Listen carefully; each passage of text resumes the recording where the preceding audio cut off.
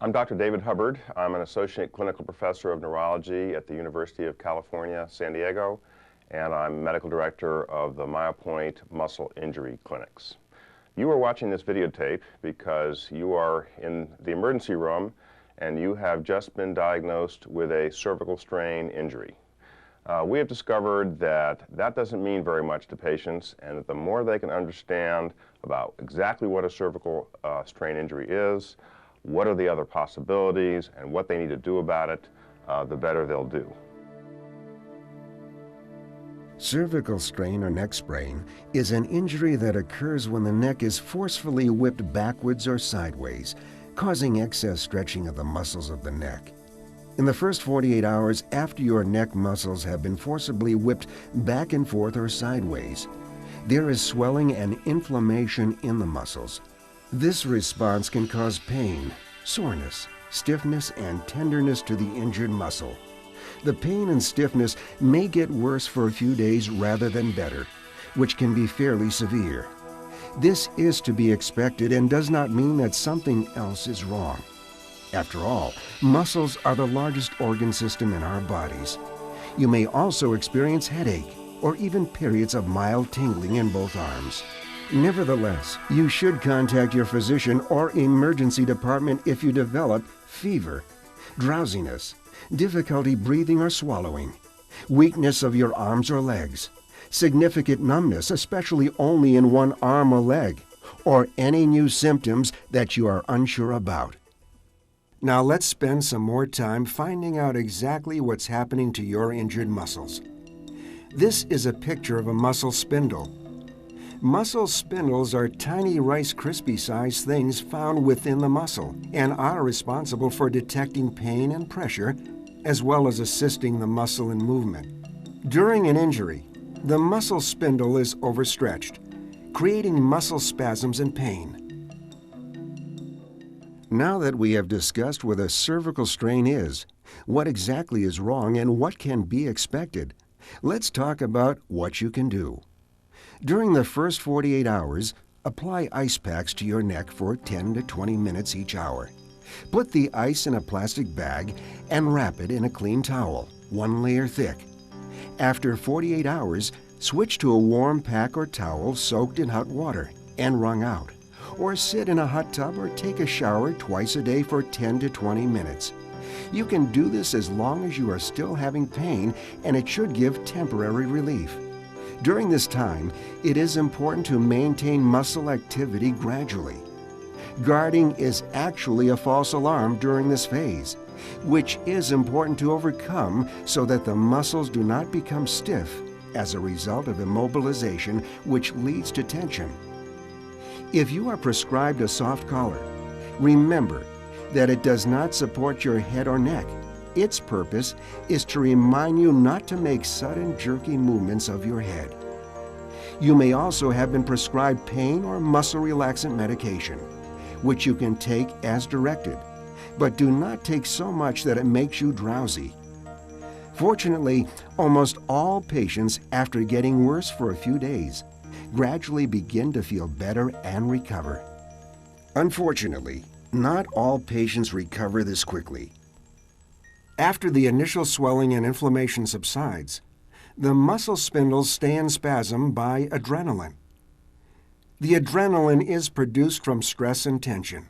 Essentially, this means that certain physical and emotional stressful conditions tend to produce tension, which in turn leads to muscle pain. If you are one of these patients, you may need additional treatments such as physical therapy and biofeedback. The reason the biofeedback component is so important is that your injured muscle spindles are kept in spasm by adrenaline, which in turn is produced under conditions of stress and tension. Biofeedback assists in the awareness of tension. Here's an example of biofeedback, which displays the tension levels of this person. Would you describe muscle tension? It feels like a tightening between my shoulder blades. It is important to recognize that muscle pain is aggravated by muscle tension, which also means physical and emotional tension. Physical tension occurs upon immobilization or exertion of the neck muscles. Therefore, overusing or underusing your neck muscles may create pain. Emotional tension occurs with anger, irritation, and frustration. Examples that would create such emotions would be financial difficulties encountered upon getting your car repaired, your spouse leaving his socks on the floor, re-entering the environment within which your injury occurred, or a boss giving you a new assignment just before 5 p.m. These examples can cause a tightening between your shoulder blades, much like the hackles of a dog when the postman comes into the yard, a trespass reflex.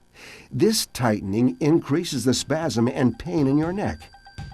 Phones ringing, pressure with things that have to be done, entering orders, worrying about the market, all of which tend to, in creating this increase in tension, which leads to pain. Our bodies are important barometers. Our bodies have lots of built-in signal systems that tell us when we need to take action. And so we teach patients to be able to discover what are the triggers in their everyday activities that fuel the muscle tension. And then the last and perhaps the most critical step is teaching patients to be able to resolve the various triggers that they discover are triggering their tension. Hello, my name is Dr. Banks. The real secret to success is to learn how to recognize the physical sensation in your body when the spindles start to tighten, not when the pain has already started to increase, which happens several hours later. This spindle sensation, or tension, is a subtle tightening sensation between the shoulder blades, which can come and go over even a few minutes, but if ignored will surely lead to increased pain later. In addition to recognizing physical and emotional triggers of tension, while attempting to resolve the cause, other strategies can be temporarily helpful. You can try taking a short break during activities, or perform neck stretch exercises with gentle movements. When you have a spasm, the pain may stay in the neck area or be referred to other areas. Stretches are helpful for this type of pain. When you perform a stretch, you want to make sure that you allow yourself plenty of time and remember to continue to breathe. Stretches can be done anywhere. If you feel pain when doing the stretch, don't stop abruptly. Slowly ease from the stretch, and when the discomfort subsides, continue the stretch as long as it feels good to you. You may stand or sit. Results are most beneficial when performed 2 to 3 times per day. Now let's take a look at 2 helpful stretches. For the first one, sit or stand with your head looking forward. Then lean your head toward the shoulder of the unaffected side. Slowly look downward, sinking your chin to your chest. You will feel a stretch in your upper trapezius. When finished with the stretch, return your head to the forward position and lift your chin before lifting your ear away from your shoulder. For the second stretch, sit in a chair facing a table and fold a pillow lengthwise and place it on the table and against your chest. Slightly lean forward at the waist and hug the pillow with both arms. Rest your chin over the top of the pillow and tuck your chin toward your chest. When finished, use the hand from the unaffected side to lift your head into an upright position. Also helpful are relaxation techniques. One such technique is called breathing relaxation. Breathing relaxation is a simple technique that can be helpful in reducing muscle tension. It is most effective when performed in a quiet setting, free from distractions. All you need to do is find a comfortable place and you are ready to begin. Allow yourself to breathe in through your nose while taking in a deep breath down into your abdomen. Then exhale through your nose, allowing any tension or worries to leave with that breath. This should be continued for a period of 5 minutes, 2 times a day. Many people use the muscles in their chest to breathe rather than the diaphragm. A method that is helpful is to place one hand over your chest and one hand over your abdomen. While you inhale and exhale, only your hand over your abdomen or your diaphragm muscle should be moving. It is important to use your diaphragm muscle to breathe because this allows an even distribution of air throughout the lungs, providing a decrease in muscle tension and a relaxed state of mind. This exercise takes some practice before getting used to, but its capability to activate relaxation in the body is quite effective. Now let's review.